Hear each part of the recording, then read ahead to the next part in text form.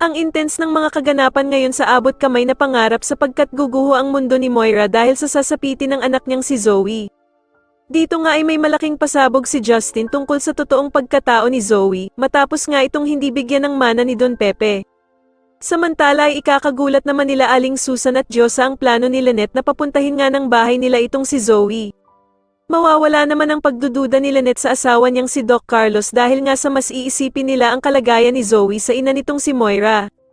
Dagdag naman ni Diyosa na pwede naman nga daw na mag-alala itong si Lynette pero wag lang sagad na sagad at tandaan nga daw nila na utak demonyo pa din itong si Zoe. Sasabihin pa nga ni Aling Susan na meron daw sungay itong si Zoe at Paskong-Pasko nga daw at ayaw niyang makipagbardagulan. Sa kabilang banda naman ay magaganap na nga ang pagpapatawag ng abogado ni Don Pepe ng meeting para sa kanyang last will and testament. Dito nga dahil sa masyado ng malala ang kalagayan ng kanilang lolo Pepe, ay ipapaliwanag nito sa kanila ang mga detalye at kung ano-ano ang ipapamana nito sa kanila.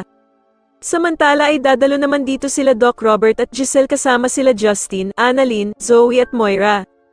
Itatanong naman ng bruhang si Moira kung meron nga din ba daw mamanahin ang pinamigay na anak ni Giselle na si Justin. Dito nga ay mauunang sabihin ng abogado ang mga ipapamana kay Annalyn at ito nga ay mga lupain at 10 milyong piso. Ikakagulat naman ito ng sobra ni Moira at sasabihin nga nito na bakit daw pamamanahan si Annalyn samantalang anak lang naman daw ito sa labas. Sobrang ikakagulantang naman ni Moira ang sasabihin ng abogado na hindi daw pala isinama ni Don Pepe ang anak niyang si Zoe sa mga pamamanahan nito.